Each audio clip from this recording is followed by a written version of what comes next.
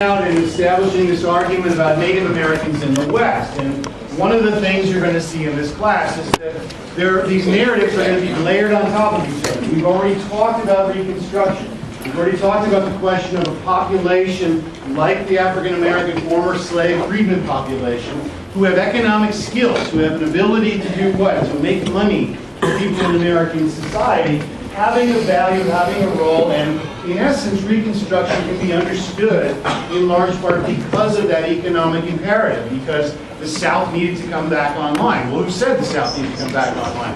The economics of the relationship. People wanted to make money. Why you are invested in, various products and various services that you saw during Reconstruction. By contrast, the Native American population doesn't have that economic component to it. They don't do anything in terms of the American economy, and as a result, most of their perception, how they're perceived by the majority in American society, is stripped away of any of that economic importance. And what it does is it raises all of those other perceptions, particularly in the minds of people who've never once run into an Indian, who've never been out in the West. And I went through this sort of progression about how Native Americans were seen by Americans during this period of time. The noble savage, and then the assimilated American, and then finally, the violent, red savage, and then finally, sort of just dropped completely from the consciousness of the American public until when? Until after the Civil War, when the United States and Americans began moving past, it's called the Trans-Mississippi West, moving west of the Mississippi River, largely in order to get to California and Oregon and Utah and those places. And that's largely where this clash took place. And last time I talked about this treaty process, there was an effort at trying to find a way in which Native Americans would contain their youngest, most aggressive male population. Twice that was attempted and twice it failed, not because Native Americans weren't willing to do so. On a case-by-case basis, I'm sure there were exceptions, but largely because the American government either couldn't control the population, I would argue they would struggle to do that, or more importantly, just really didn't give too much about this treaty that they had established with these Native American tribes.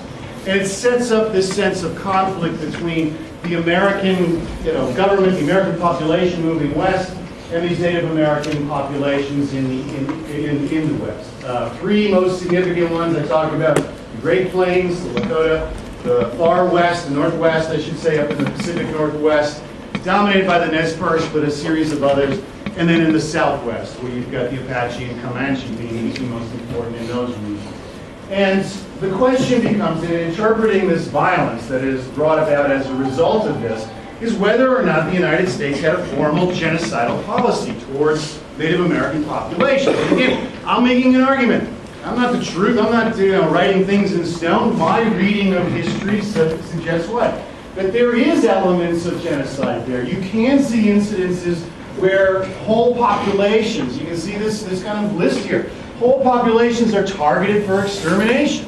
The Sand Creek Massacre, women, children, the congressional investigation finds that the Americans are literally, slaughtering pregnant women during this element. So to say that there isn't a genocidal component to this would be inaccurate. I'm arguing rather that when we talk about how Americans see the West, they did not see this population existing. They did not view them as a presence in the West. Frederick Jackson Turner, the American historian, right? Free land. There's no one living there, no one using that land. They certainly are using it. They're using it in their own cultural way. They're not using it in the way in which American society is increasingly being structured. And that's economic use, right? How you use land. Are you using land if it's laying fallow? No, you're using land only if you're bringing a marketable surplus to crop. The greatest change, ironically enough, was a genocide, but it wasn't a genocide against human genes. It was a genocide against an animal, the American bison. And I've had enough of my biology majors come up to me. Well, Blanky, it's not really a buffalo. Everyone calls it a buffalo. It's formally known as the bison. The bison itself is estimated to have anywhere between 5 and 10 million animals running up and down the plains, right? And they're a migratory animal, which means what? Which means in winter months they're going to be in certain areas, in summer months, in calving areas, in feeding areas, etc. Most of the largest populations of Native Americans are going to follow this. And the buffalo culture that kind of emerges really connects to all of what it means to be Native American on the West, right? It connects to their religion, connects to their gender. You know, if you're a man, if you're somebody of importance in society, it connects to their economy and how they use the products of the buffalo. When you look at this animal, literally all elements, what you're seeing here is kind of a field dressing going on here, right? Where you're basically taking out all of the essential products that are useful, and they use everything from hoof to tail. All of these products are going to be used. If you remember last time, I showed you that map. By 1868, there's railroads going back and forth. There's cattle drives. All of this is disrupting the natural environment of the bison. Right? Is this conscious? Is this a planned effort? I mean, are the environmental terrorists taking it? Probably not. Right? But longhorn steer have a market value to whites, and as a result, they're hell or high water going to ride those cattle up to marketplace. West and mineral exploration have a market value, and they're going to go out into those territories. By disrupting the buffalo culture, what they do is to put an immense stress on these Native American populations. When you look at what use value whites have for buffalo, it's pretty minimal. I mean, this woman right here is probably using it the most intelligently. What has she got there? You live on the plains, there's not a lot of trees, so there's buffalo shit, right? And it burns, and you can put it in your oven, and you can use it as a fuel source. But for the most part, it's no different. I mean, what you're looking at here are basically sort of, purchases, and, buffalo heads and buffalo blankets, and you're driving or you're riding across country on a 3-day railroad trip, into the West. Basically, you're bored to death. You're going to take your rifle, shoot some buffalo. Why not? It's like a video game, right? You're just basically going to look at the buffalo as an annoyance and a nuisance and something that needs to be extinguished. Almost successful, right? The buffalo is almost an extinct species, so I guess that title is incorrect. There is no extinction of the American bison, but there certainly is enough of a disruption. It's estimated by the turn of the century, by 1900, there are less than 200,000, from a population of 10 million, less than 200,000 buffalo remaining in the United States. And I think by the 1970s, that number was down to 5,000. It subsequently has been sort of rehabilitated, and we can make money off it now, either in terms of kind of ecotourism, or more importantly, hamburgers, right? I mean, you can use buffalo meat for a variety of things. What this does is stress the Native American population and leads to one of the most iconic clashes in the Native American West. I already mentioned this was a highlighted battle. Little Bighorn was a highlighted battle of the Wild Wild West show. It is a battle in which the American military are going to meet a most certain defeat. George Armstrong Custer is the general in charge. He's actually a colonel at the time, but he's the leader of the American 7th Cavalry. And Custer's reputation is going to factor large into the entire understanding of this. And it's somewhat of a, I feel sorry for Custer's historical reputation, because in large part he's not the kind of idiot that he is often portrayed as a result of that. He's one of the youngest generals in the Civil War. He fights for the Union, for the North. He's quite successful at doing what? At doing what Bobby Lee was very good at for the Confederacy, using cavalry, using force and power quickly to turn battles and to be influential. Armstrong Custer, if you know the American Civil War and know the Battle of Gettysburg is the turning point of the Civil War. His role in that on the second day, which was the turning point of the battle itself, is critical. Right? He graduates, often people will point this out, he graduated last in his class at West Point. The operative word, some people, he's graduated last. It's like an old joke. What do you call if you graduate last from medical school? A doctor. Right? Graduation is the key. He successfully graduated from West Point. That is not the case for a lot of wannabe officers. He is competent and capable. The problem is that he has such of a popularity. He's an extremely egomaniac. The popularity that he got as a result of the Civil War was not there in the West. There weren't the pitched battles. There was not the ability for him to be able to get the same kind of publicity that he wanted as a result of this. If he does have a fatal flaw, and it is going to kill him, it's his own vanity. It's his own focus on wanting to be in the newspapers and etc. And what Custer develops is using that same strategy, attack quickly, attack without warning. What he does more than anything else is attack settlements. And who's in the settlements? Women, children, non-combatants. He does this at Ouachita, he does this throughout Oklahoma. And when in 1876 there was a question of what to do with the Lakota in the northern plains, they sent the 7th Cavalry. They send Custer to reconnoiter, to go and see where the enemy is. His instructions were to find the enemy, not to engage the enemy. But Custer sees this as an opportunity in which to do what? To make a name for himself. And as a result, that battle itself, when we get to it, is going to be, he's going to be critically flawed in terms of the way in which that battle is going to unfold. Custer is also not going to have, or going to have the advantage of having, this is sort of one of those oddities in American history, the military tradition is not to criticize, particularly if a living member of the family is still alive. His wife was defending the honor of Custer in this battle. She lives to be 97 years old. She's alive in 1904. And so all of his critics basically die before she does. And so there isn't much of an analysis of his military campaign. The question is really, why do you see such a large concentration of Native Americans in this region? When he gets to Little Bighorn, and again in the Lakota, it's greasy grass. It's the place where you're going to fatten up your ponies. It's nice watering place. There are 4,000 individuals there. Now, last time I was talking about the average typical Native American encampment is about half the size of this class. When they got together for ceremonies or what have you, you basically doubled it. But the typical way in which these people lived off the land were in maybe 100, 150, 200 people in a single group. Why the hell are there 4,000 Native Americans at this place? Because of the stress that's being placed on them as a result of the extinction of the buffalo.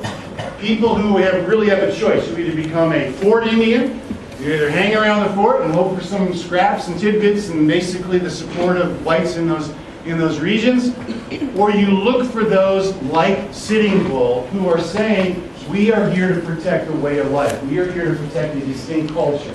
Not a culture that is Americanized, not a culture that wants to be Americanized. They're drawn to Sitting Bull, who's 50 years old, old man. I'm 50, right? He's an old guy. He's almost blind because he's been staring into the sun for 40 years, right? I mean, he's gouging, he's sort of a mystic. But what's drawn to him are all of the most accomplished warriors of the Sioux Nation in this region at this time, right? The area you can see here in this picture here is the Little Bighorn, is most kind of a windy river. Custer runs all day and night to get his men to this location. He has over 700 cavalrymen. He's going to divide his forces. First big problem. He is assuming he's going to run into a group like this. Right? He does not have any conception of the size of the force that he is going to muster. And in essence, what he does is he sends 2 complements right down the river, Reno and Benteen. Right? The idea is to push them so that there is an engagement facing in this way, and then Custer, classic Civil War battle technique, is going to flank him. He's going to come in from the side and come in from behind. It worked in the past. It worked against Robert E. Lee. It worked against the Indians in Oklahoma.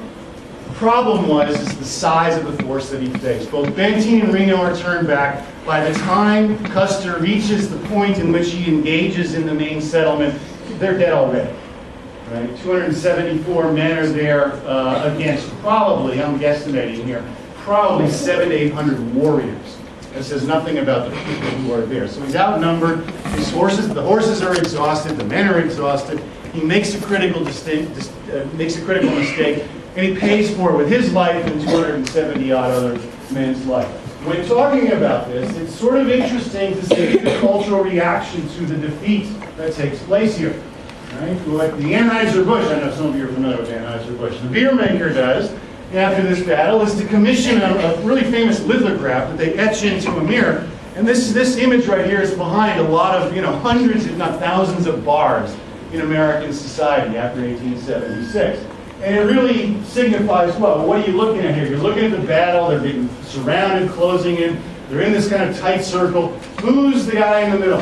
Who's the one firing off his, Colt revolver and pulls out his saber? Custer.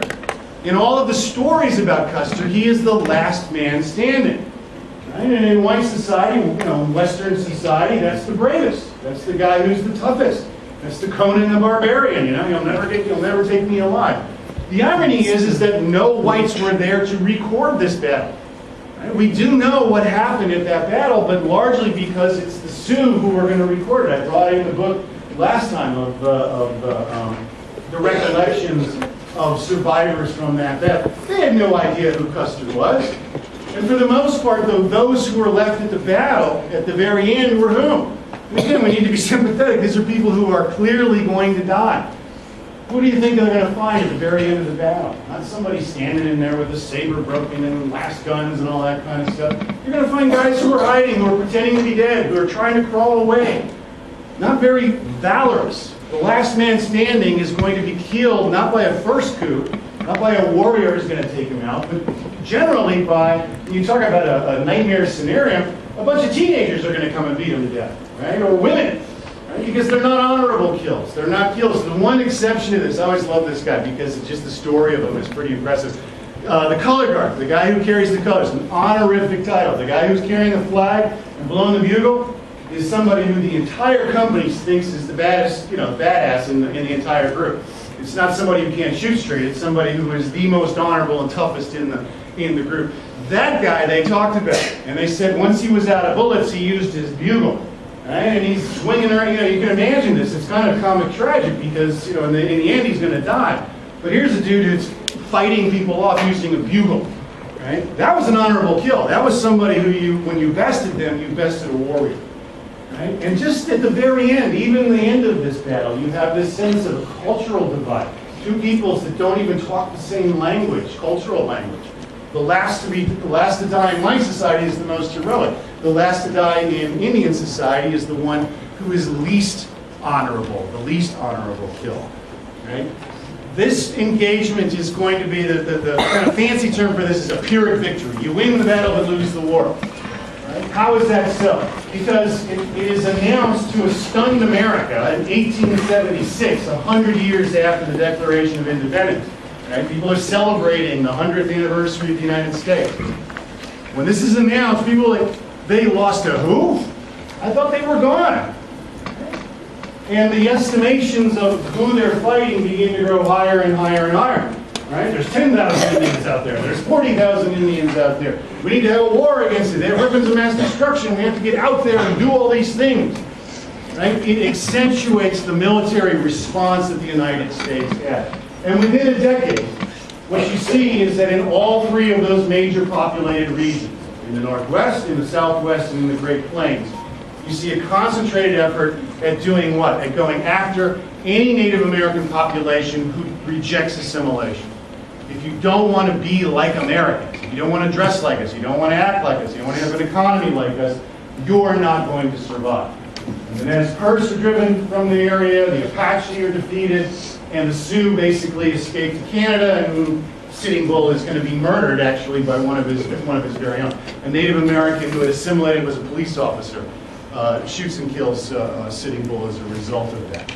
So just the very nature of Little Bighorn sort of raises the stakes in terms of what is and what is not the threat facing white America as a result of this. If this was simply a genocide story, I'd stop there. Okay, what? No. It isn't. During the same period of time, and the same time as Reconstruction, what are people talking about in Congress? What does the Republican Party stand for? Free labor, free soil, free men.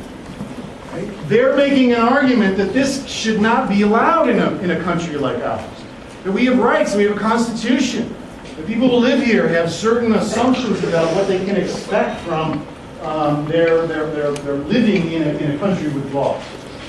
A couple of these are probably more important than others. I mean, Grant's comment, I think, is instructive given his role in the Civil War.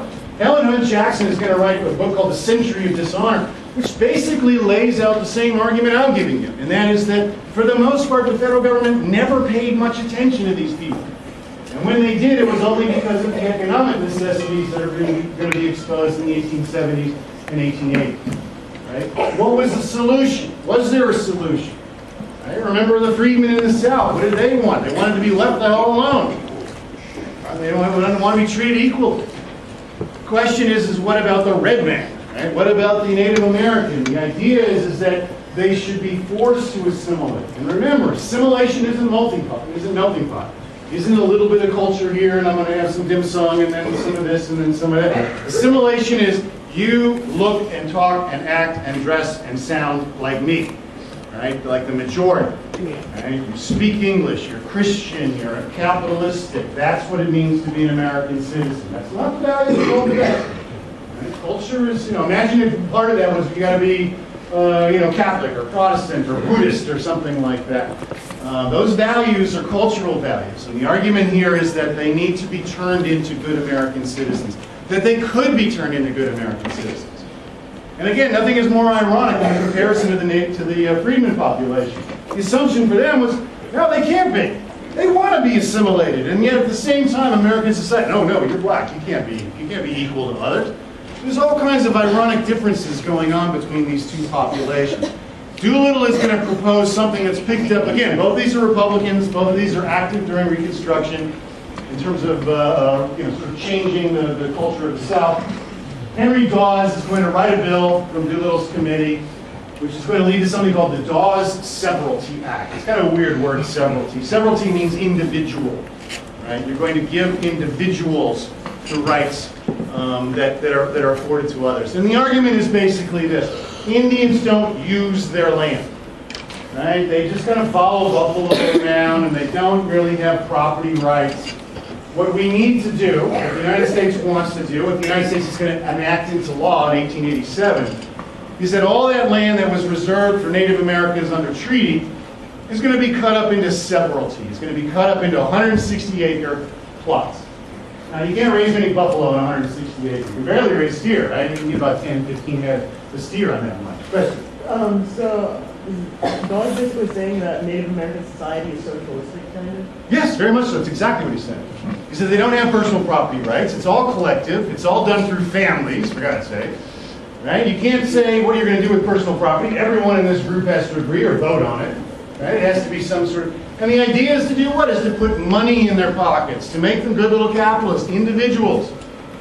And trust us, they say to Native Americans, we're not going to cheat you on this one, this time.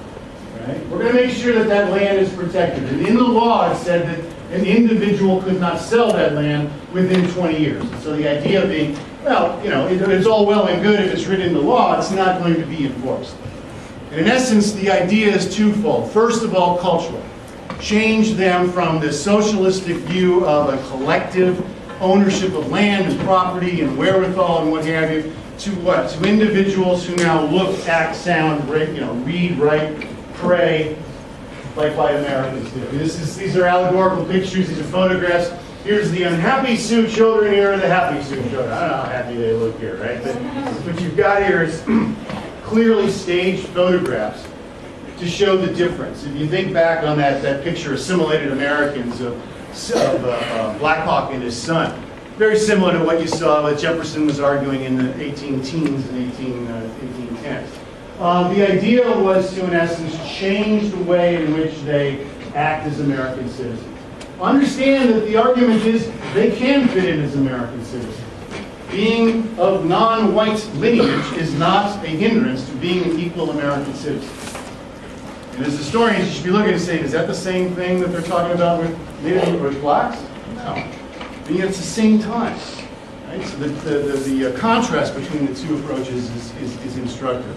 The policy of severalty, of concentration, is going to very quickly depossess the Native American society. They're going to lose land.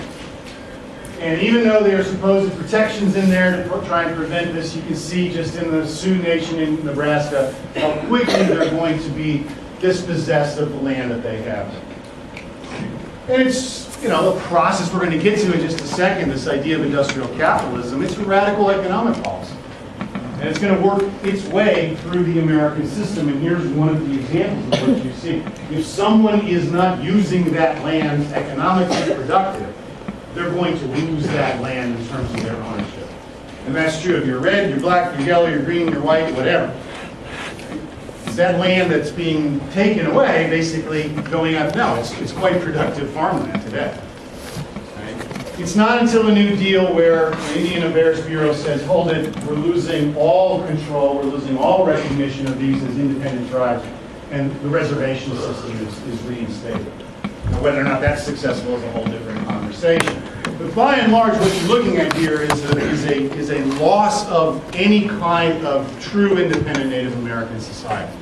Right? You cannot raise buffalo on a farm. They move. Right? Buffalo go here, where, and there. And with railroads and farming and barbed wire fences and cattle and all the rest of that, the buffalo are on the way out as well.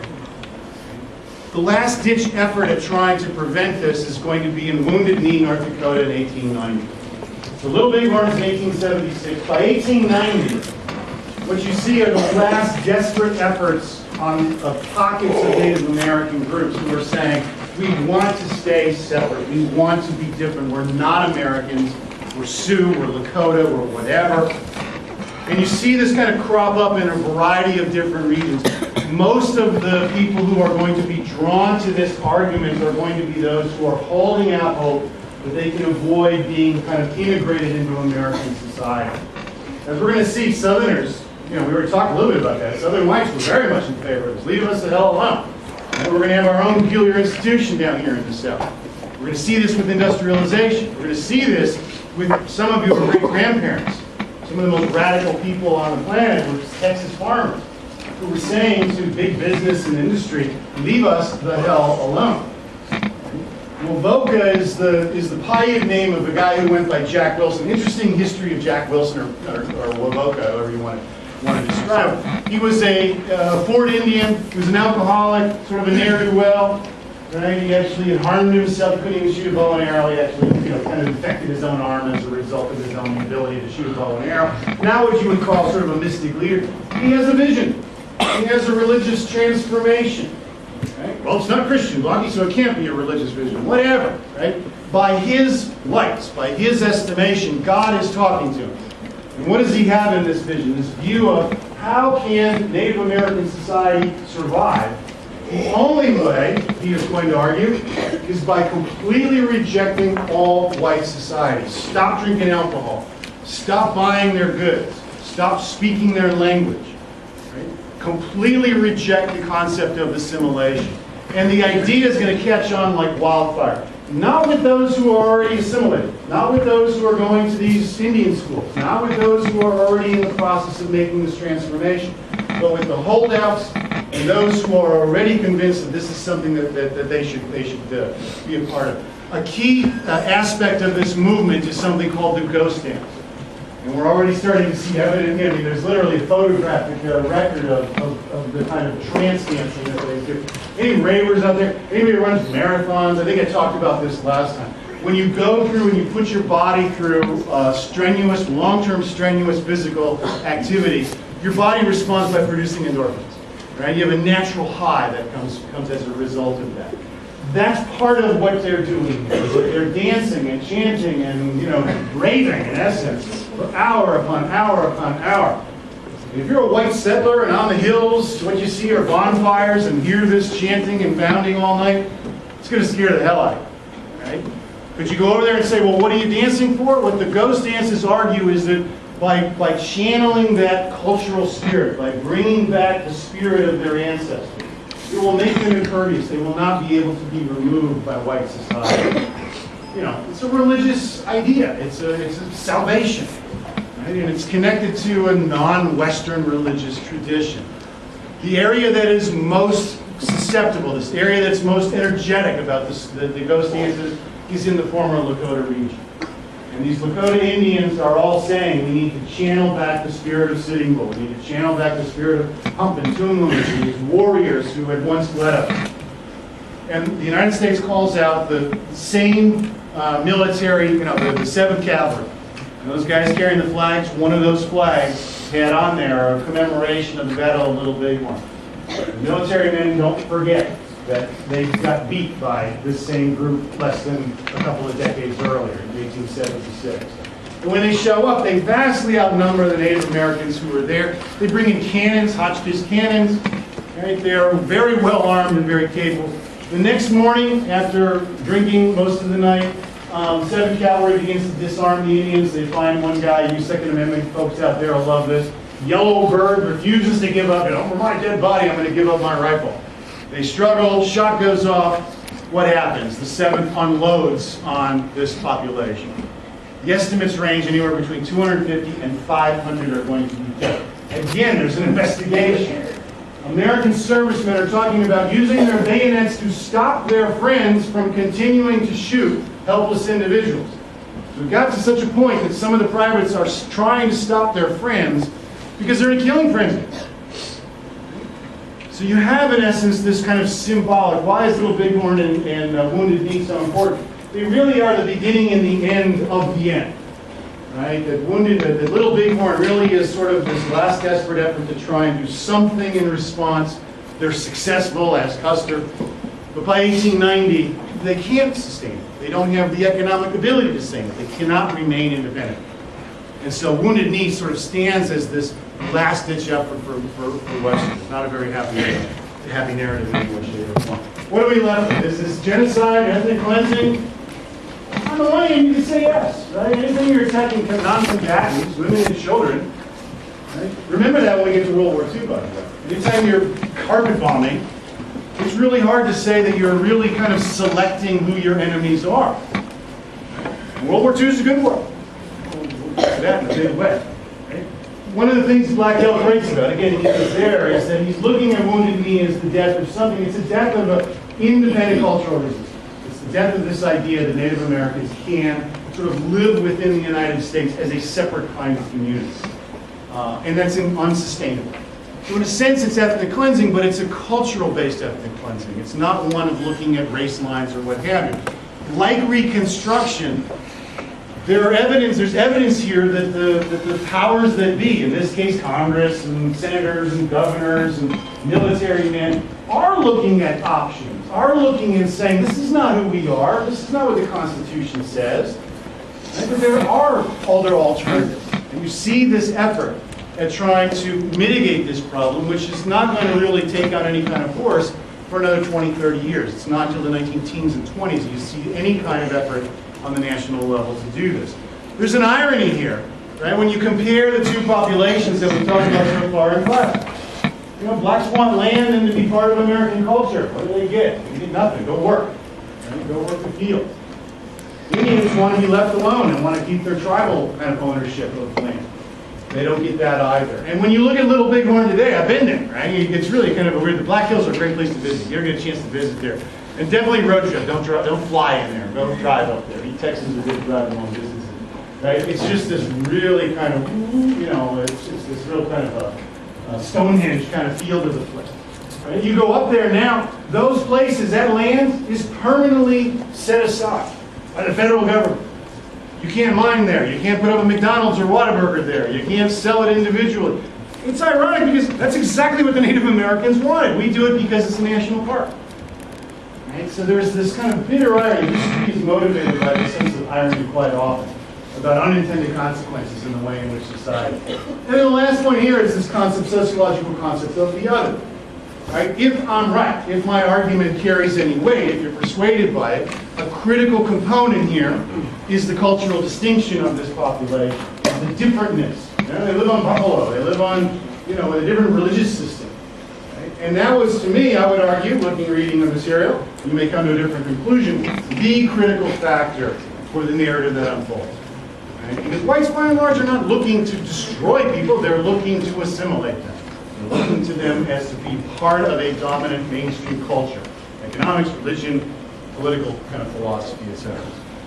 Okay, real happy story, right? A second of two happy stories at this period of time. Any questions about this? Normally I would go on, if I had more time, talk about the other West, the Wild Wild West. I don't have time, unfortunately. There is sort of an interesting reality about the West. When you think about the Trans-Mississippi West, you think of rural and non-capitalist and sort of friendly to the environment. The reality is the West is the most urbanized place in America. It's a fact. The West is the most economically focused on using land for economic purposes. It's a fact.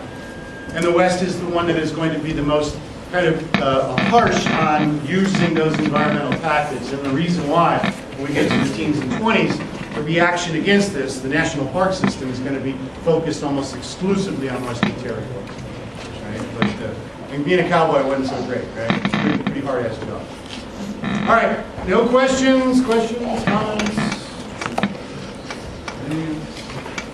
All right, then what I want to do is to switch to really the last major section before the first exam, and dealing with this concept of American industrialization. And what I realized over the years is that when talking about capitalism, students easily get confused. They get confused because capitalism is one of those terms that we're all raised on, we all agree is our economic system, and it becomes sort of this kind of flag-waving statement about what we are as a people.